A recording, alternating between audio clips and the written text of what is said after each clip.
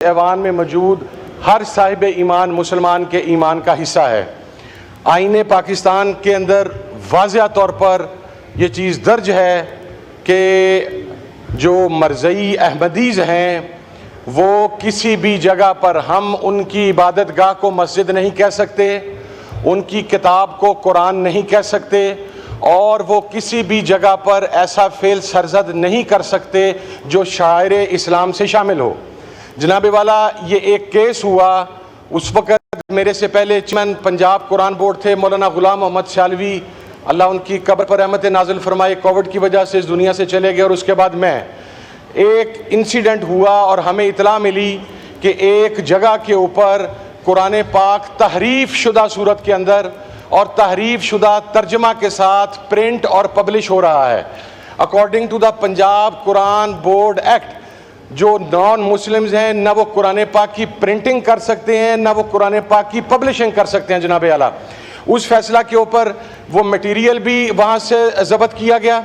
उसके बाद proper FIR 295C की लॉन्च हुई। सेशन कोर्ट में ये मुबारक सानी का केस गया, वहाँ से उसकी ज़मानत जो है वो रद्द हुई। उसके बाद हाई कोर्ट के अंदर वो केस गया और उसकी ज़मानत वहाँ से रद्द हुई।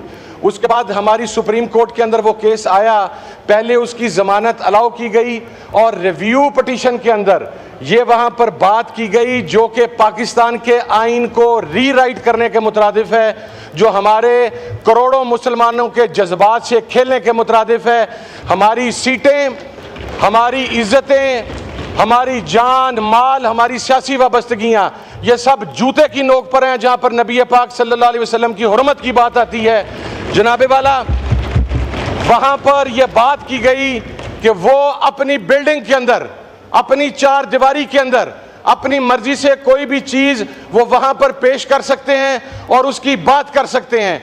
मैं सवाल पूछता हूँ अपनी सुप्रीम कोर्ट ऑफ पाकिस्तान के जज से कि जनाब वाला, मुझे ये बताएं कि हम सब बाशऊर मुसलमान हैं और हमारे यहाँ किसी को काफ करार देना, किसी के ऊपर फतवे लगाना और किसी की तौहीन करने की इजाज़त नहीं है। हम क्या एक फ़िरका अगर पाकिस्तान में पैदा हो और वो यहाँ पर बैठकर हज़रत ईसा अलैहिस्सलाम की शान में गुस्ताखी करे और हम उसे ये कह दें कि वो अपनी चार दीवारी के अंदर बैठ के ये बात कर रहा है, तो इसकी इजाज़त दी जा सकती है? 295C सिर्फ नबी पाक सल्लल्लाहु अलैहि वसल्लम की हुर्मत की ज़ामिन नहीं है। 295C सिर्फ नबी पाक सल्लल्लाहु अलैहि वसल्लम की हुर्मत की ज़ामिन नहीं है या उसको तहफ़्फ़ुज़ नहीं देती, बल्कि 295C 1,24,000 कमोवेश अंबिया और मुरसलीन में से हर एक की उसी तरह हुर्मत की हिफाजत करती है जिस तरह नबी पाक सल्लल्लाहु अलैहि वसल्लम की हुर्मत की हिफाजत की जाती है। और एक और बात अर्ज़ कर दूँ कि यह नबी की हुर्मत की जो बात है, हम नबी की हुर्मत के मुहाफ़िज़ हो ही नहीं सकते। हमारी औकात इतनी नहीं है, हमारी जुर्रत इतनी नहीं है, इसलिए कि अल्लाह रब्बुल इज़्ज़त ने अपने नबी की हिफाजत, उसकी हुर्मत की हिफाजत की जिम्मेदारी खुद अपने ज़िम्मे ली है। हम तो अपनी आखिरत बचाने के लिए और अपनी कब्र के लिए नबी की हुर्मत की बात करते हैं।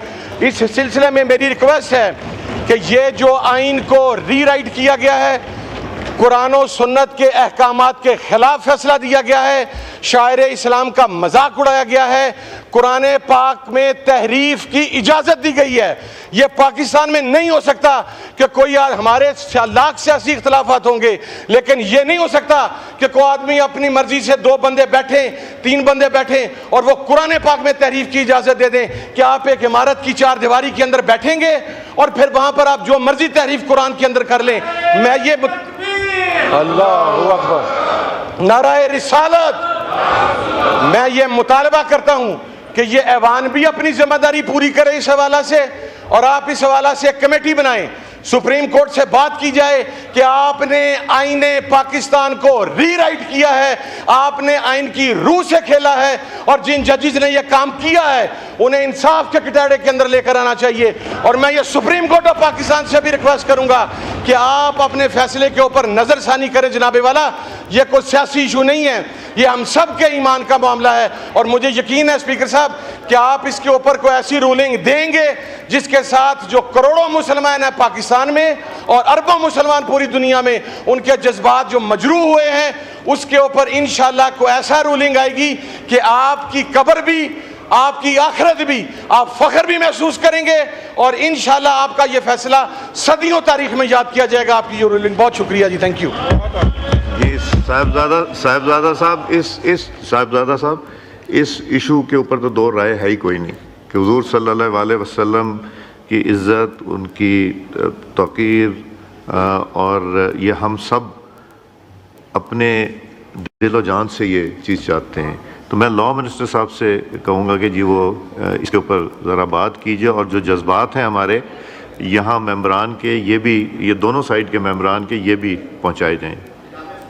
जी माइक खोलें। का दिया और साहबजादा साहब ने जो बात की, मेरे ख़्याल में उस पर कोई दूसरी राय नहीं है कि हर मुसलमान के ईमान का ये हिस्सा है कि हम अल्लाह ताला की वादनीयत पे और अपने प्यारे आका हज़रत मोहम्मद मुस्तफ़ा सल्लल्लाहु अलैहि वसल्लम की नबूवत और ख़त्म नबूवत के ऊपर हमारा ईमान कामिल है। और इसके लिए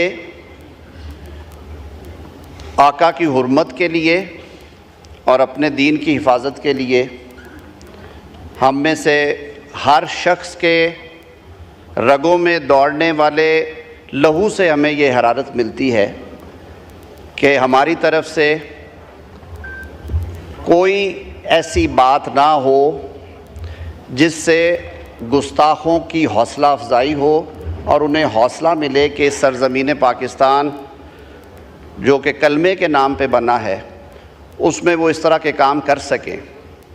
लेकिन मेरे ख़्याल में जब बात आइन और कानून के दायरे में आती है तो हम सबको एक बाशऊर और एक संजीदा शहरी होने की हैसियत से ये भी फ़र्ज़ है कि उसको पहले देखा जाए, पढ़ा जाए, डिस्कस किया जाए और उसके बाद इसके ऊपर राय दी जाए। मेरे भाई हैं,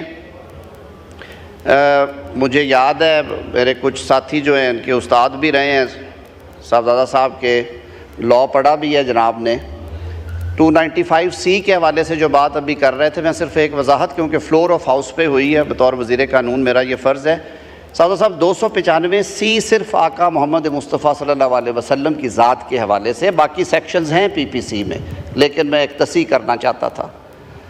इन्होंने बात की आइन को रीराइट करने की, ये बात भी दुरुस्त है और मैं कानून के तालिब इल्म की हैसियत से ये बात समझता हूँ कि अदालत को, चाहे वो अदालत आलिया हो या अदालत उज़्मा हो, उन्हें आइन की तशरीह का इख्तियार जो है वो तो पूरी एक ब्रॉडर कॉन्स्टिट्यूशनल स्कीम में है, लेकिन आइन को रीराइट करने का या आइन की हैयत तब्दील करने का या आइनी शिकों में लिखी हुई चीज़ों को एक नया रंग देने का इख्तियार नहीं है।